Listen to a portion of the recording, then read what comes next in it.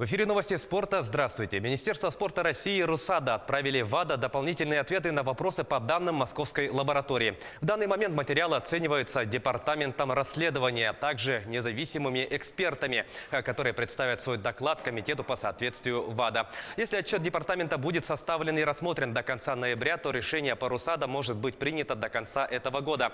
Напомню, ВАДА инициировал рассмотрение вопроса о несоответствии РУСАДА в сентябре из-за обнаруженных изменений в базе данных Московской лаборатории. Хоккеисты петербургского СКА по буллитам победили череповецкую «Северсталь» со счетом 2-1 в гостевом матче регулярного чемпионата КХЛ.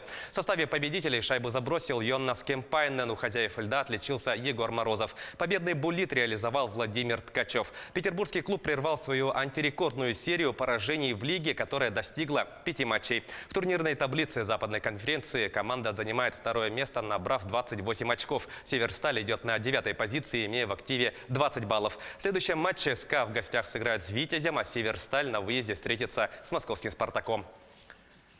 Защитник Андрей Марков подписал контракт с ярославским хоккейным клубом «Локомотив». Соглашение рассчитано до конца нынешнего сезона. Последним клубом 40-летнего Маркова был казанский «Акбарс», за который он провел 49 матчей, забросил 2 шайбы и сделал 12 результативных передач. Ранее он выступал за воскресенский «Химик», московское «Динамо», подмосковный «Витязь», а также клуб Национальной хоккейной лиги «Монреаль». В составе «Динамовцев» Марков дважды становился чемпионом России, а с «Акбарсом» выигрывал Кубок Гагарина. Играя за сборную России, он становился чемпионом мира. Также в его активе 2 бронзовые медали мирового первенства.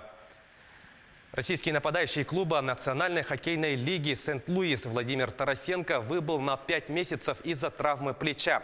Повреждение россиянин получил в домашнем матче против Лос-Анджелеса, который прошел в пятницу. Тарасенко вступил в борьбу с защитником гостей Шоном Уокером, после чего покинул лед и не смог продолжить встречу. Ожидается, что нападающий будет прооперирован сегодня. В текущем сезоне НХЛ Тарасенко принял участие в 10 матчах, в которых забросил 3 шайбы и сделал 7 ассистов. До встречи с Лос-Анджелесом он имел 5-матчевую серию игр с набранными очками. Российский футбольный союз в понедельник подал заявку на проведение матча за Суперкубок УЕФА на стадионе «Казань-Арена» в 2022 или 2023 году. Список городов, которые будут конкурировать со столицей Татарстана, будет опубликован пресс-службой УЕФА после получения заявочных документов от всех ассоциаций, заинтересованных в организации этой игры. Напомню, в матче за Суперкубок УЕФА играют победители Лиги чемпионов и Лиги Европы прошедшего сезона. С 1998 по 2012 год Суперкубок проходил в Монако. С 2013 года встречи проводятся на различных стадионах Европы. Однако Россия еще ни разу не принимала матчи этого турнира.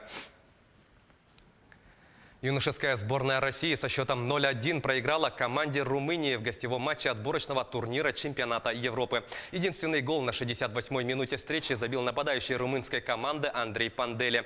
В составе россиян полный матч провел воспитанник якутского «Пульса», а Артем Соколов, ныне выступающий за московское «Чертаново». Якутянин принял участие в нескольких опасных атаках, однако результативными действиями не отметился. Всего на счету Соколова 23 игры за юношескую сборную России, в которых он забил 8 голов и сделал 1 результативную передачу. Стали известны все участники четвертьфинала Кубка главы города Якутска по мини-футболу. На этих выходных в зале ДЮСШ номер 4 состоялись матчи 1/8 финала турнира. Де Юре со счетом 4-1 обыграл Цементник, Ирбис 99 победил Арктику Якутию 1-0. Союзавто оказался сильнее Монолита 6-3. Дубль Де Юре в серии пенальти выиграл у Райдера. Полярник одержал верх над Фортуной 5-2. В противостоянии университетских команд победу праздновал основной состав 13-3. Действующий победитель турнира «Барс» выиграл у Мюрю со счетом 4-3 и Ирбис-2 победил Карат 4-1. Пары четвертьфинала выглядят следующим образом. Де Юре встретится с Ирбисом 99, Полярник сыграет с Университетом, Союзавто сойдется с Де Юре 2 и Барс встретится с дублем Ирбиса. Все встречи 1/4 финала турнира пройдут 2 ноября в зале ДЮСШ номер 4. Финальный же матч Кубка главы состоится 4 числа во Дворце спорта 50 лет Победы. К этому часу это все спортивные новости. Мы продолжаем следить за событиями в жизни российского и мирового спорта.